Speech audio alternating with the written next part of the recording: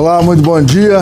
Foi anunciado esta semana que os aeroportos aqui de São Luís e de Imperatriz estão prontos para serem privatizados.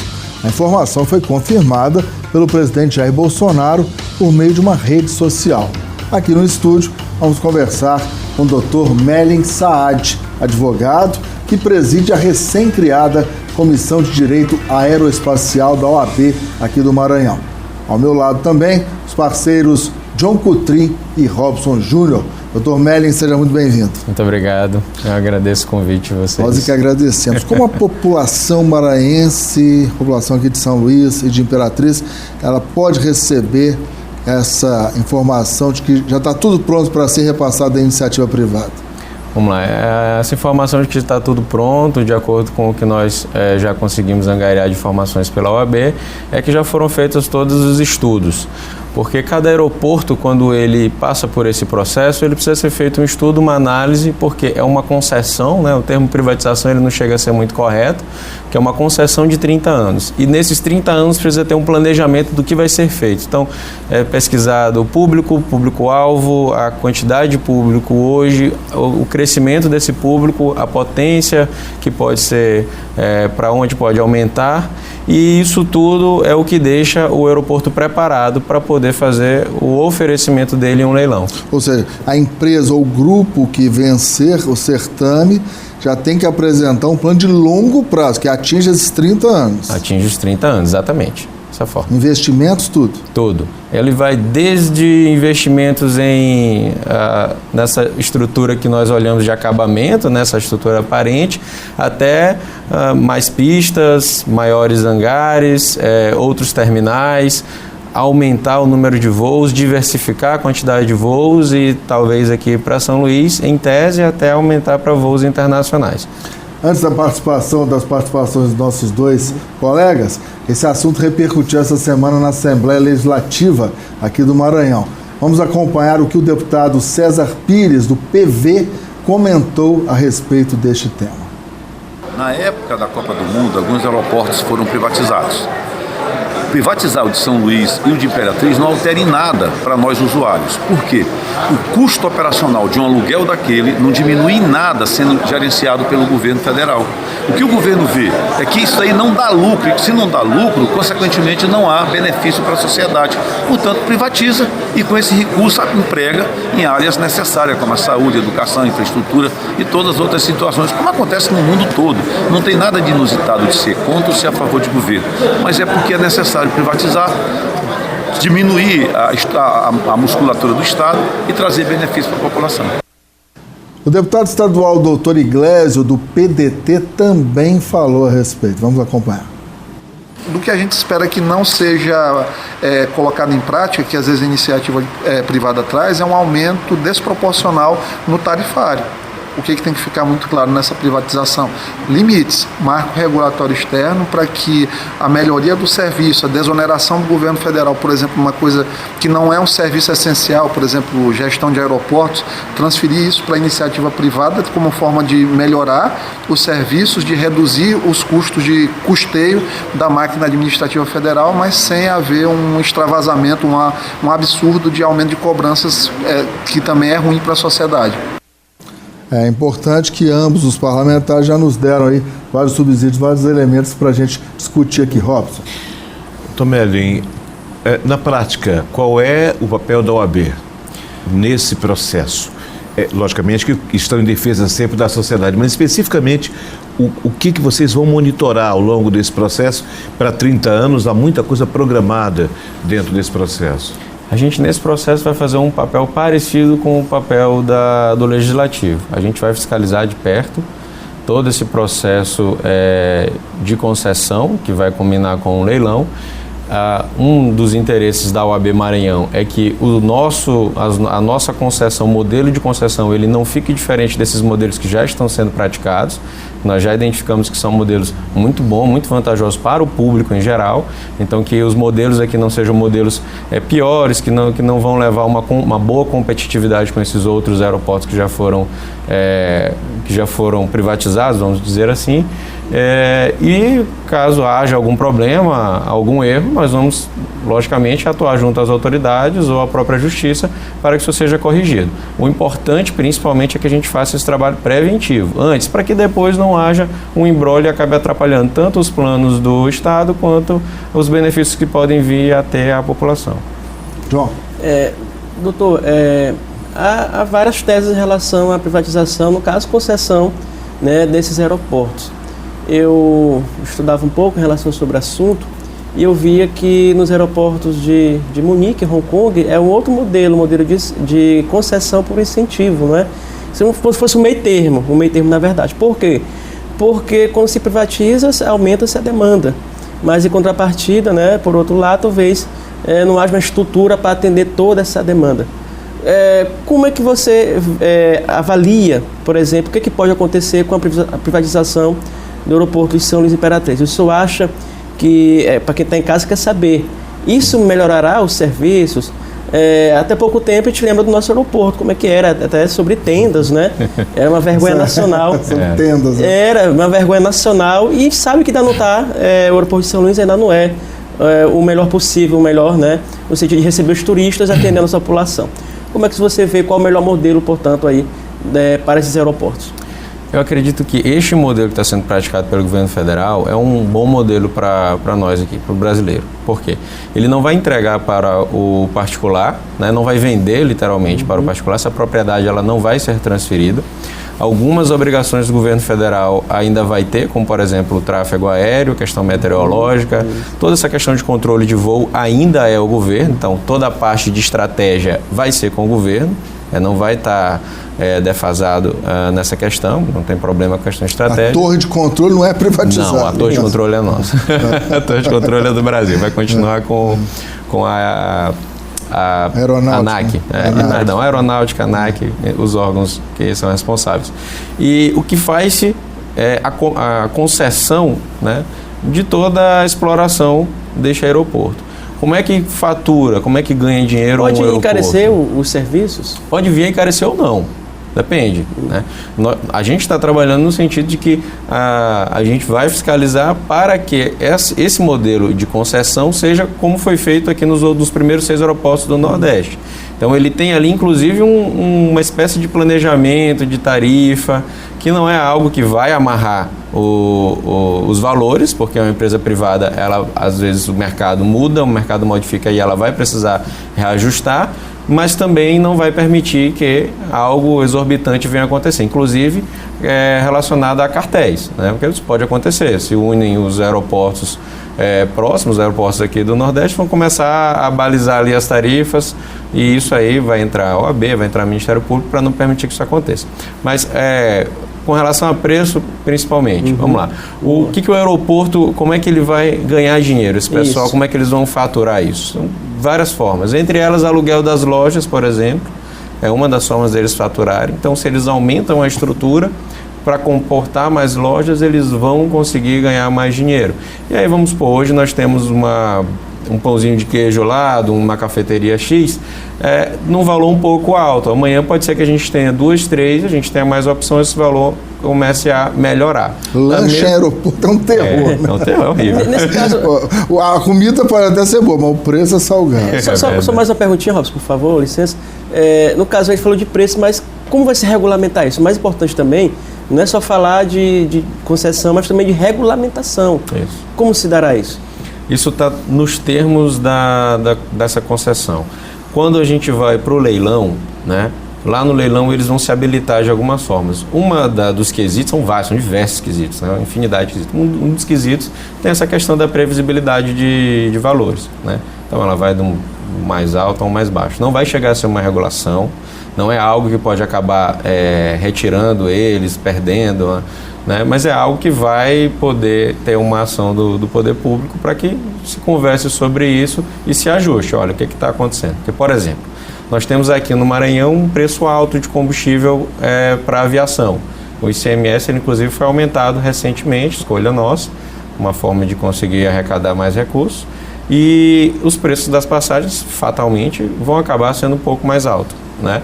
Por conta desse valor. Pode ser que haja um entendimento mais tarde da Assembleia Legislativa de baixar isso. Os preços podem baixar também. Mas o mais interessante não é só isso. O mais interessante é aumentar a quantidade de voos. Vamos lá, nós temos aqui, por exemplo, para a Imperatriz, a gente tem um voo que sai de manhã e outro que volta à noite, salvo engano, né? Vamos trazer mais companhias, vamos dar mais... vamos, quando eu digo, é a empresa, né? Eu estou falando vamos porque hoje ainda o aeroporto é nosso. Vamos dar mais formas dessas empresas virem para cá e venderem esse voo, porque tem outras pessoas que preferem não passar o dia inteiro numa estrada, na BR, né, que sai de manhã daqui e chega lá à noite, pagar um pouquinho mais caro e ir de avião, né, e não correr esse risco, né, que é um risco, acaba sendo um risco. Se eles conseguirem trazer mais empresas para fazer esse voo, então a gente aumenta para 2, para 3, fatalmente, como vai ter uma concorrência, né, de voos, de companhias oferecendo o mesmo voo, esse preço vai tender a cair, né? Isso é natural. Isso também vai acontecer com voos domésticos dentro do Brasil, e se por algum acaso nós tivermos voos internacionais, existem inclusive outros fatores que podem baratear o preço, que é a questão geográfica. A gente sai daqui de São Luís, vai para São Paulo para fazer uma viagem para Miami, por exemplo. Seria muito mais barato que o nosso aeroporto oferecesse aquela estrutura de alfândega para poder receber os voos internacionais. E, além disso, a concessionária, né, que vai pegar isso, ela vai ter interesse, porque é mais um voo que a companhia vai pagar para poder pousar, para poder comprar combustível, para poder decolar. Ou seja, qual é o interesse do particular aí? É ganhar, é lucrar, né? Qual é o interesse do funcionário público? O funcionário público, ele não vai lucrar, ele não vai ganhar nada com isso. Então vamos supor, o aeroporto lá de Recife, ele tinha um faturamento anual líquido, né, era superavitário, em 130 milhões. Nossa, era muito bom, não é ruim. 130 milhões por ano no aeroporto lá de Recife. Fez-se agora essa concessão, esses 130 milhões já está aumentando a previsão dele para o ano que vem, e talvez aumentar mais ainda. O número de voos já aumentou.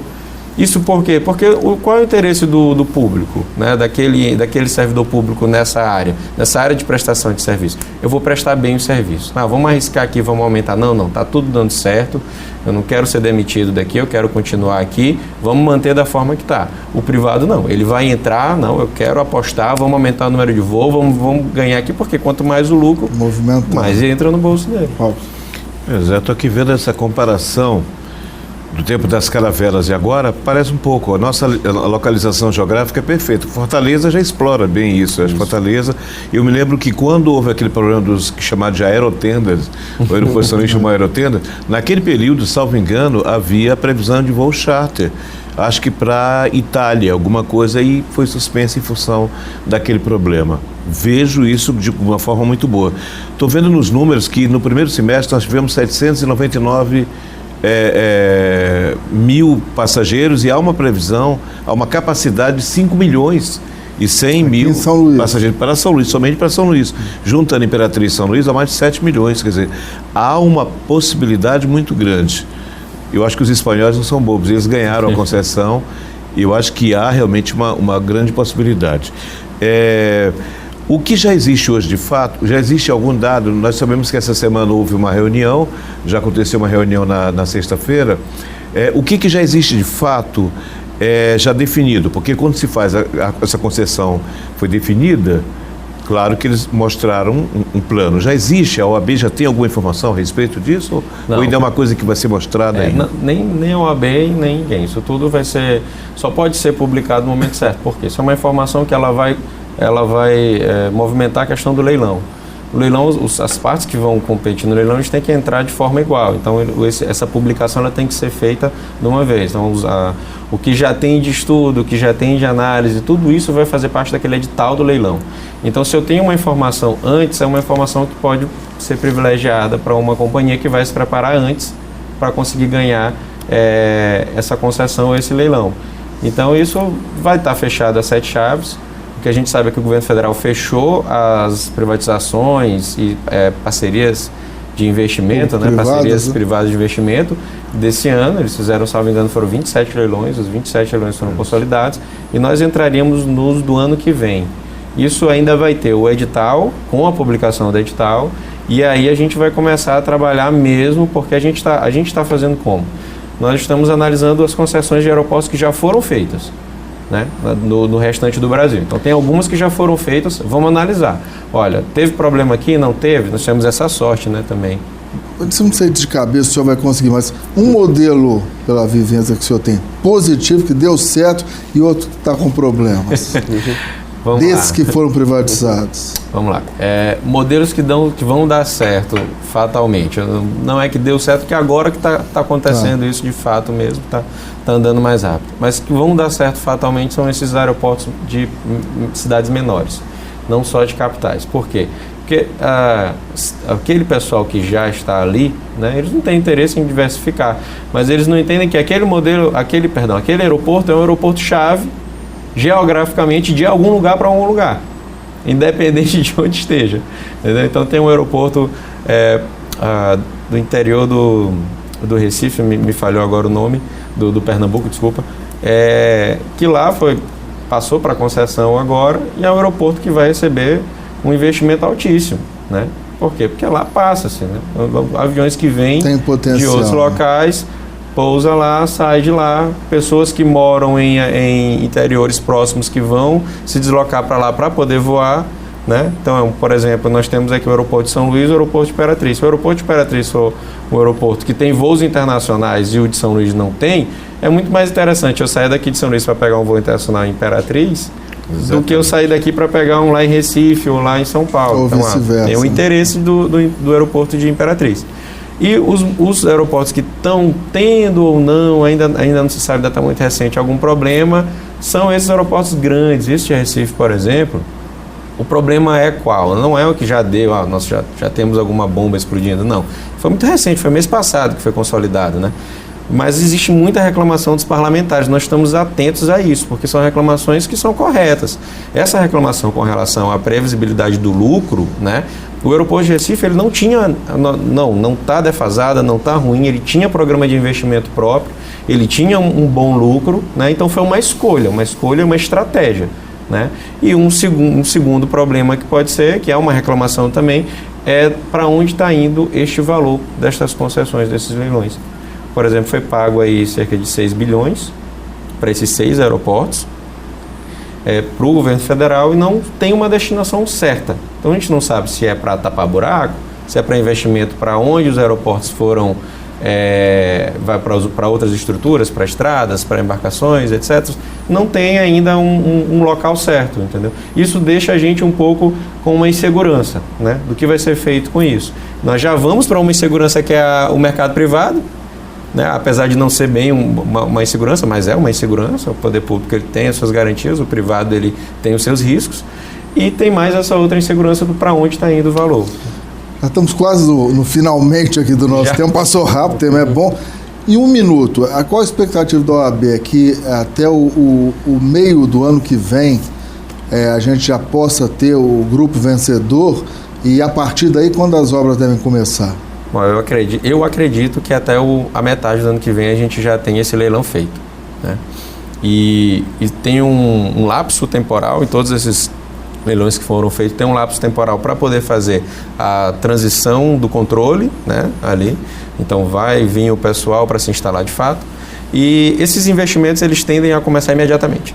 Desde as pequenas coisas, troca de infraestrutura rápido, reparos rápidos que tem que ser feito, até a própria construção de outros locais. Por exemplo, teve um aeroporto que foi, bem rapidamente, lá no sul ele foi privatizado também, e tinha um prédio que estava lá há 15 anos, só o esqueleto do prédio, né? Tinha se gastado 15 milhões, etc. Eles não concluíram, não. Derrubaram o prédio, fizeram o outro, já está para terminar. Então deve gerar emprego também aqui para a população. Não, vai gerar. Isso é importante também, não toquei nesse assunto, mas vai gerar muito.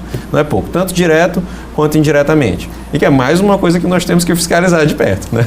Vamos fiscalizar, tem muita coisa para ser discutida. Nós agradecemos a presença do senhor. Obrigado. Tenha um ótimo fim de semana. Resenha faz um rápido intervalo. Na volta, nós vamos destacar o que foi notícia nos últimos dias e, claro, fazer as nossas apostas para a semana que vem. É um instante só.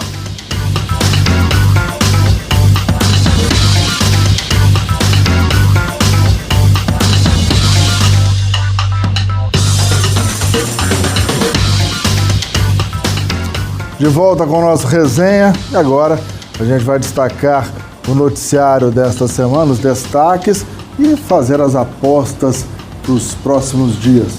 John, qual o destaque dessa semana? Sem dúvida, a polêmica criada em torno do PSL mais uma vez, né? A briga do PSL. E muita briga, viu? E muita briga. O que chocou foi o áudio do delegado, né, Valdir, que é o líder do PSL, chamando o presidente de vagabundo, né? E ele depois confirmou, disse que chamou mesmo porque a ala do presidente Bolsonaro no PSL quis destituí-lo do cargo de líder, né, do partido. Vai ter uma gravação do presidente, né? Articulando a queda isso, dele, né? Exatamente, articulando a queda dele, porque o líder fez críticas ao presidente por conta dessa briga do presidente Bolsonaro com o Luciano Bivar, que é o presidente nacional. O Valdir tomou parte do Bivar, né? E aí tentaram destituir ele, criaram 3 listas, né? Uma lista para destituir o Valdir, o delegado Valdir, que é o líder. Uma outra para colocar o Eduardo Bolsonaro, filho do presidente. Uma outra também aí, uma outra lista para desfazer isso. No final das contas, a ala do PSL ligado ao Bivar e ao delegado Valdir conseguiu vencer. E esses deputados que ficaram do lado, né, da ala Bivar e do líder, entre elas a Joyce, acabou aí perdendo a liderança no Congresso. Ou seja, uma clara retaliação, né, do presidente Jair Bolsonaro. Daqui a pouco, consequências na prática nas votações. Robson, seu destaque dessa semana. Até me surpreendeu ainda essa história aqui, a Joyce, que é um grande parceiro do PSL. Que confusão, e era grande parceira, né, do presidente. Defensora, assim, de todo momento. Bem, essa semana o que nos chamou a atenção foi exatamente, mais uma vez, eu vou ser repetitivo, a realidade supera a ficção. O que aconteceu? Um celular clonado atrai um homem que chega, o portão entreaberto, parece uma cena de roteiro de cinema. Deixa a porta entreaberta, o portão, ele entra e é atacado com faca. Durante a semana, na quinta-feira, nós entrevistamos o presidente, o diretor do Instituto de Criminalística, até o meu xará, o Robson Mourão, aliás, um excelente profissional da área, nos mostrando passo em passo de onde o corpo foi arrastado, depois o buraco que foi feito, né, no local, a casa estava em construção, facilitaria, e o homem que é enterrado e concretado. Começou por volta de 19 horas, foi o pastor, 4 da tarde, o pastor Maxson. Foi uma coisa realmente muito bem. Agora, repercussão nacional. Repercussão nacional. O que parece, no primeiro momento, para a gente, quando um caso, encontrou o corpo, está resolvido. Não, existe uma série, e quem pode nos acompanhar, vou até fazer aqui a lembrança para o telespectador e ouvinte que nos acompanha, em nosso podcast, se você quer saber um pouquinho mais dessa história, está lá tecnicamente colocada pelo Robson Mourão, que esteve, a equipe dele foi ao local, e ele chamava a atenção de como no Brasil, e no Maranhão não é diferente, a gente não cuida da cena do crime. Como essa cena do crime é misturada, violada, a violação. Podcast... Então, Difusora 94.3 no Spotify. Tá muito lá legal. Tem todos os detalhes, eu acho que é super importante, inclusive para profissionais que nos acompanham também aqui no Resenha, deem uma espiadinha lá, tirem um tempinho agora no final, vale a pena.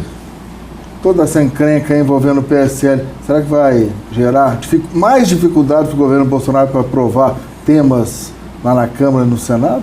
Sem dúvida. Essa lista, né, expôs o racha no PSL. Expôs porque o presidente dizia ter 32 deputados, dos 52, isso não se mostrou de fato durante essa lista. O que acontece? E fica bem claro que não há mais clima para o presidente Bolsonaro e seu grupo ficar no partido, no PSL. Ou seja, já conversam com republicanos, o antigo PRB, e com o PEN Patriota. Seria uma das possibilidades desse grupo do presidente, desde que ache uma brecha jurídica para não perder o mandato, eles entrarem no partido. Mas, com certeza, atrapalha, viu, o governo, porque o PSL é o único partido que está, digamos assim, completo na base do presidente. Mas não está mais, porque demonstra um racha, né, a própria líder sendo destituída, o delegado Valdir sendo destituído, querendo ser destituído do cargo. Isso mostra aí que o presidente ainda não tem... ele se elegeu através de um partido que não eram de bolsonaristas, né, que se tornaram bolsonaristas.